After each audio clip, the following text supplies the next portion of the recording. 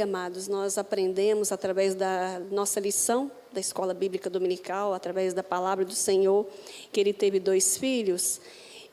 Porém, a palavra vai dizer, a palavra de Deus diz que ele foi incapaz de corrigir e impor limites para os seus filhos. E, num dado momento, eu estudando a revista, eu falei: Senhor, eu sei que o profeta Eli errou na omissão do ensino dele ter sido um homem, ter sido capaz, né? A palavra de Deus fala que ele foi incapaz de ensinar os seus filhos, de corrigi-los. E eu ali, falando com o Senhor: Pai, Eli, o profeta Eli, ele foi um grande homem do Senhor, ele foi um grande profeta. E uma pergunta que o Espírito Santo de Deus faz para cada um de nós: será que nós teríamos esse zelo que ele teve pelas coisas do Senhor? Porque antes dele ter sido pai, ele foi um grande homem de Deus, ele foi um profeta do Senhor. E a palavra de Deus, ela deixa muitos exemplos para que nós possamos segui-los, e outros que nós possamos aprender com os erros e não cometer o mesmo erro. O Senhor está nos ensinando ali. E nós podemos parar e pensar: poxa, se o pai, ele não foi capaz, mas será que nenhum dos 2 filhos em nenhum momento viu o zelo que o pai tinha pelas coisas do Senhor e falou assim: não, independente se meu pai está sendo frouxo na minha educação, eu vou seguir o Deus de Israel, porque a palavra de Deus diz que vira e mexe, amados, Israel ganhava a batalha, o Senhor era com eles. Quando ganhavam, quando estavam na alegria, daqui a pouco o povo se esquecia com o passar do tempo, e aí começavam a fazer tudo o que desagradava ao Senhor. E o Senhor mais uma vez ia lá, usava sempre os seus remanescentes para acordar o povo, para dizer: olha, somente a mim, mais ninguém. E o povo se voltava ao Senhor, gemia, chorava, se voltava. Daqui a pouco o povo feliz, próspero, estava tudo muito bom. E aí daqui a pouco o povo começava a procurar outros deuses, procurar as suas vontades. E durante a lição, a pregação, amados, na Escola Bíblica Dominical, a irmã Isabelle citou uma parte, né, quando ela fala sobre os filhos. E tem uma frase que me chamou a atenção, que diz que não existe filhos de pastores, e sim filhos de pais que são pastores. E muitos, eu creio, amados, que muitos erraram, tentaram, né? Mesmo nas suas dificuldades, erraram tentando acertar. E mesmo assim, a palavra de Deus diz: esse erro que o profeta Eli cometeu com os seus filhos. Mas nós poderíamos estar lendo hoje de uma forma diferente. Olha, os 2 viram nele um homem de Deus, um homem de exemplo, e quiseram copiar. Mas nós sabemos que agradar a carne e fazer tudo, né, que desde a queda do homem é com mais facilidade, é prazeroso, momento por pouco tempo, né? Há aquele prazer, mas nós vemos que o Senhor, ele tem nos alertado com relação ao livre-arbítrio que o Senhor tem nos dado. É como o conjunto Hebron e o Cordeirinhos louvou ao Senhor, dizendo: tudo que eu plantar, eu vou colher. Se eu plantei abacate, eu não vou colher arroz, eu vou colher abacate. E assim, o Senhor está nos ensinando nessa noite, assim como o profeta Eli foi um homem omisso. Vamos para o culto, Não quero não estou afim não. Eu gosto de citar e vou morrer citando. A pastora, como exemplo, bora, 7 horas, estou saindo de casa, 6h30, não lembro. E era descalço, era tudo sujo. Outra vez, Isabelle só com a blusa e a partezinha de baixo, a gente era pequenininho. E bora, e nunca mais. A partir daquele horário ali, a gente se... né? Engraçado, né? Criança mais esperto. E a gente ficava de olho na hora. Brincava, mas de olho na hora. Até que teve várias vezes a gente se arrumar e mamãe, hoje não tem culto. Aí a gente ficava já pianinho. Mas o pai e a mãe, a família, aqueles que amam de verdade, anseiam não somente o céu para ele, mas quer arrastar os outros com ele também. Isso é o amor de verdade. Não é um amor de omissão, né? Como o Senhor Deus, Ele deixa esse exemplo aqui para cada um de nós. Eli foi um grande homem de Deus, mas ele errou, né? E quem de nós não erramos, né? Precisamos tomar muito cuidado quando nós apontamos para o profeta Eli, porque sabemos, né, que muitas coisas ele fez ali, mas houve esse erro e que nós possamos aprender com os erros dos nossos amados, que o Senhor em nenhum momento esconde. Não, eu vou botar aqui escondido aqui, não vou botar nada que errou, não, que eu quero que eles sejam todos meus filhinhos perfeitinhos. Em nenhum momento o Senhor Deus fez isso. Ele sempre mostrou isso que é amor, isso que é carinho da parte de Deus para cada um de nós. Então, Gálatas 6, verso 7... é a colheita. Se eu plantar algo, eu vou plantar. E os filhos, eles tiveram a criação do pai, mas também tiveram uma coisinha chamada lei da semeadura. Aquilo que eles plantavam, eles estavam vendo ali que no meio de muitos que davam péssimos testemunhos, olhavam, não, filhos de Eli fazendo isso. A Bíblia relata, amados, que eles pecavam na porta do tabernáculo, não tinham respeito pelas coisas de Deus. E nessas circunstâncias, muitos, eu creio, amados, que muitos olhavam, ser cristão como eles ali estão sendo, filho do profeta Eli, beijando, agarrando as moças ali, nada. Eu prefiro fazer nada, eu vou voltar para a minha cidade, não vou ofertar ao Senhor, não vou sacrificar, não quero saber de nada.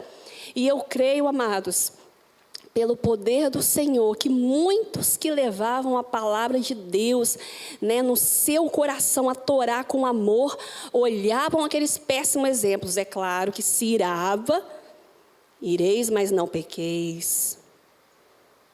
O zelo faz olhar aquilo e ter repulsa por aquelas atitudes que eles tinham. E muitos olhavam e falavam assim, Senhor, coloca o colírio da graça nos meus olhos, eu não posso ver isso não.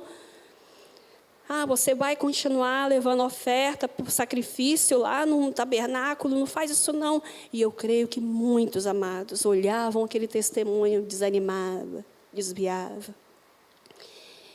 E muitos também, para a honra e glória do Senhor, olhavam e falavam assim, eu não vou desistir, porque o céu não é só o meu lugar, mas é o lugar de toda a minha família.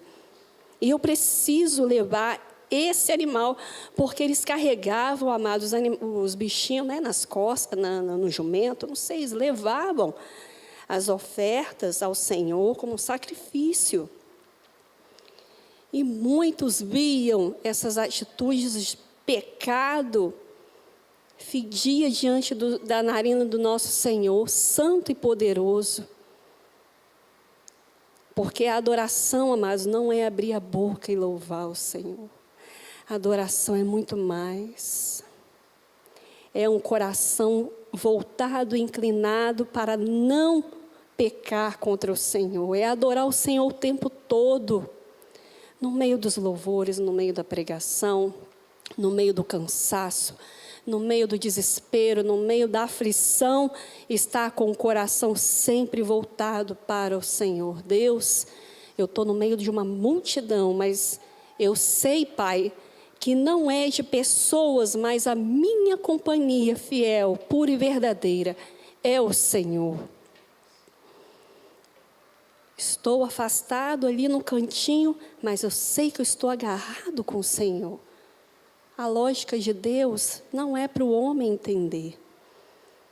E vemos, amados, que através dos 2 filhos de Eli, muitos se mostraram quem era de verdade e quem não era.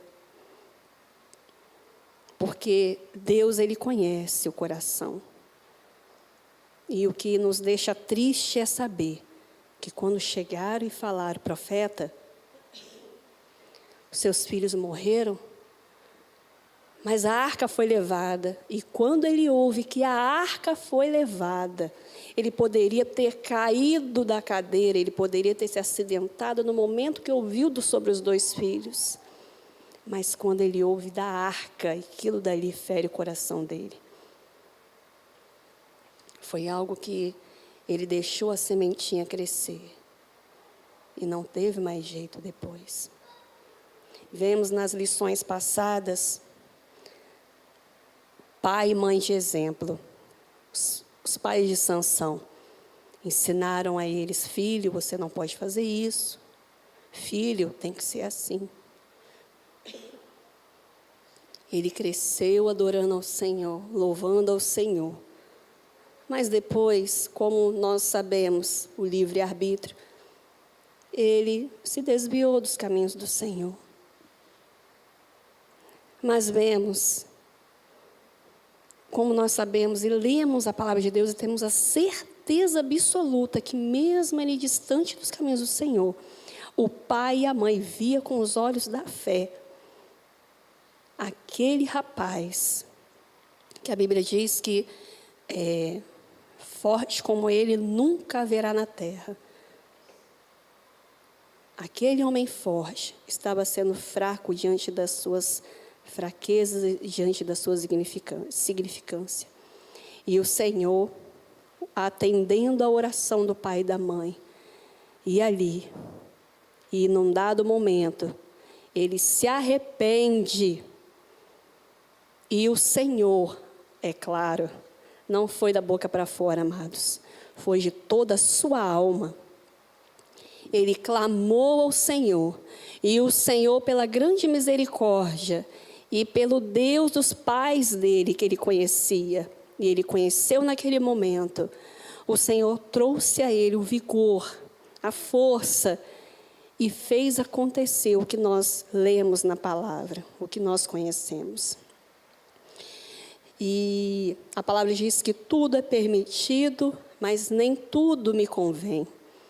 E mais uma vez ela repete, tudo é permitido, mas nem tudo me edifica.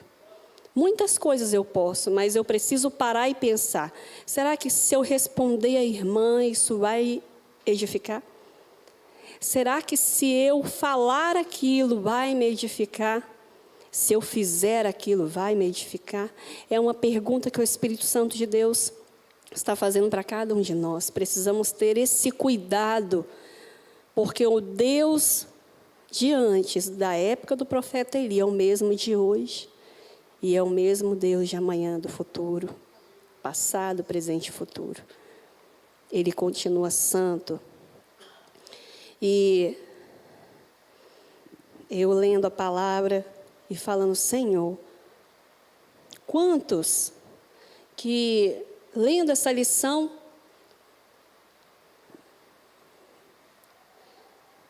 que diz o título,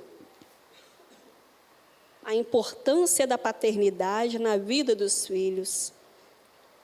Aí pode-se dizer assim, poxa, mas eu não fui criado por um pai. Eu não tive uma mãe, né? Sabemos que alguns não foram. E o Senhor, Ele deixa um acalento. Ele é perfeito, amados, e Ele deixa um acalento para cada um. Que além das circunstâncias, em Isaías 49, verso 15, diz, será que uma mãe pode esquecer do seu bebê, que ainda mama, e não ter compaixão do seu filho que gerou? Embora ela possa se esquecer, eu não me esquecerei de vocês. Aleluia. Ah, mas além de não ter mãe, irmã, eu não tive mãe nem pai. Aleluia. Hebreus 7, verso 3. Sem pai, sem mãe, sem genealogia, sem princípio de dias, nem fim de vida, feito semelhante ao Filho de Deus, ele permanece sacerdote para sempre. Louvado seja o nome do Senhor. Olha a promessa de Deus. Então vemos que a lição, a palavra de Deus, ela é tão perfeita que ela não vai se enquadrar em apenas um tipo de pessoa. Ela é para todos. E para os órfãos. Aleluia. Como a palavra de Deus diz, eu não vos deixarei órfãos. Promessa de Deus maravilhosa para cada um de nós. E mesmo cada um de nós, o Senhor tem nos ensinado, enquanto nós temos vida, a esperança. E o Senhor deixa uma promessa maravilhosa para cada um de nós.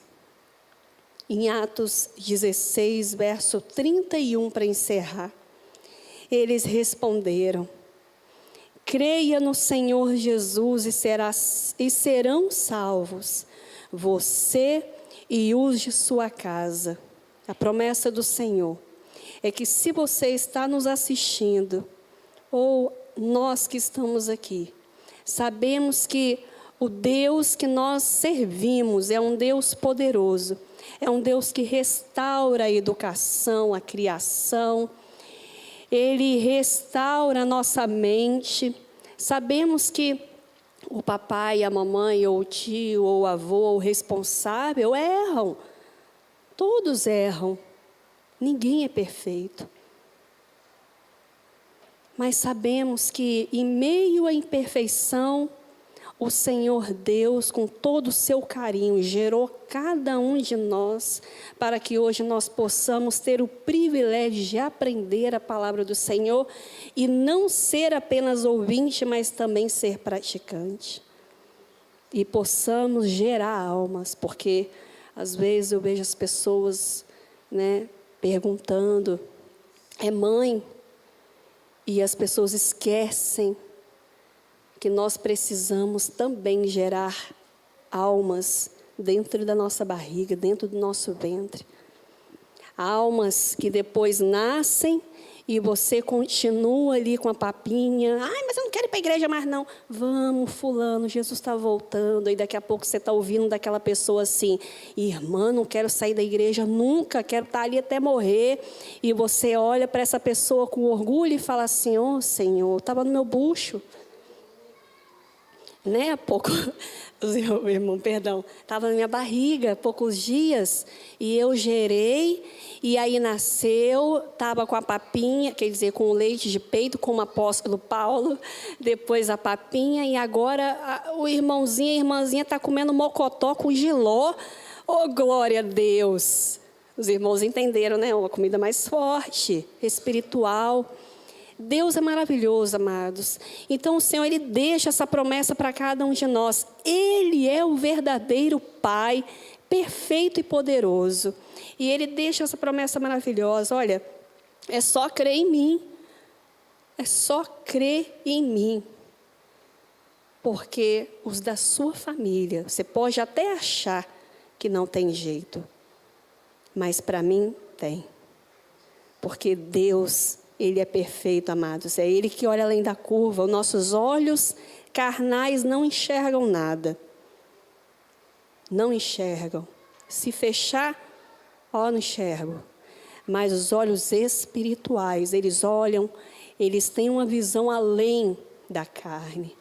É os olhos que o Senhor tem colocado visão de águia para olhar para a nossa família, os nossos irmãos, os nossos parentes, familiares, e olhar e profetizar. Olha, em nome de Jesus, Senhor, eu creio. Está pecando aqui, está igual Os filhos de Eli conhecem a palavra, mas está no erro. Mas eu creio, Pai, em nome de Jesus, que o Senhor vai libertar.